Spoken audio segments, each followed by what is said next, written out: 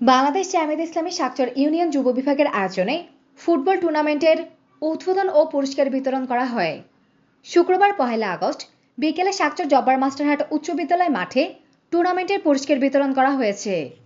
এই সময় প্রধান অতিথি হিসেবে উপস্থিত ছিলেন অ্যাডভোকেট মাহির আসহাব। এছাড়া উপস্থিত ছিলেন শাকচর ইউনিয়ন যুব বিভাগের সেক্রেটারি বাশার হাসান বাপ্পি, সহ সেক্রেটারি মোহাম্মদ সাইফুল ইসলাম জীবন, ক্রিয়া সম্পাদক আরাফাত হোসেন অমিত সহ দলটির বিভিন্ন পর্যায়ের নেতাকর্মীরা। এর আগে শুক্রবার সকালে একই মাঠে টুর্নামেন্টের উদ্বোধন করেন বাংলাদেশ জামায়াতে ইসলামী শাকচর ইউনিয়ন আমির মাওলানা ইলিয়াস শাহ। এ সময় আয়োজকরা বলেন, যুব সমাজকে মাদকদ্রব্য, মোবাইল গেম সহ নানান ধরনের অপকাশ থেকে দূরে রাখতে আমাদের এই আয়োজন। এমন খেলাধুলার মাধ্যমেই যুব সমাজকে নেশা থেকে রক্ষা করা যাবে বলেও আশা করেন তারা।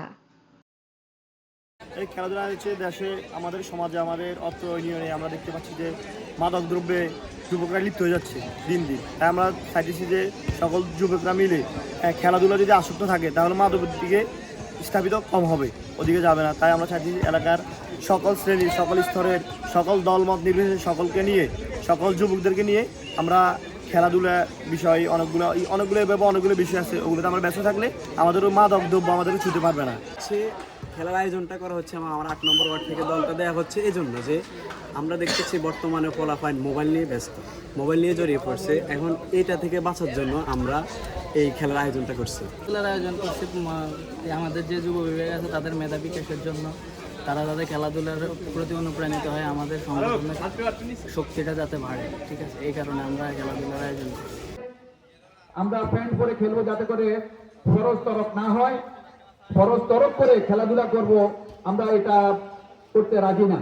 সুতরাং আজকে থেকে তোমরা সিদ্ধান্ত নিবা, হাঁটুর নিচে আমরা ফ্রেন্ড করে খেলার অভ্যাস করব। আল্লাহ তাআলা তোমাদেরকে সুস্থ রাখো, ভালো রাখো, তোমরা ভালোভাবে খেলা উপহার দাও। আগামীতে আরো যত ধরনের খেলা আছে, যত ধরনের বিনোদন আছে, সবকিছু আমরা এই 16 নং শাকচর ইউনিয়নের যত যুবক রয়েছে সবাইকে আমরা এই খেলার সাথে এবং ভালো কাজের সাথে আমরা ইনভলভ করব।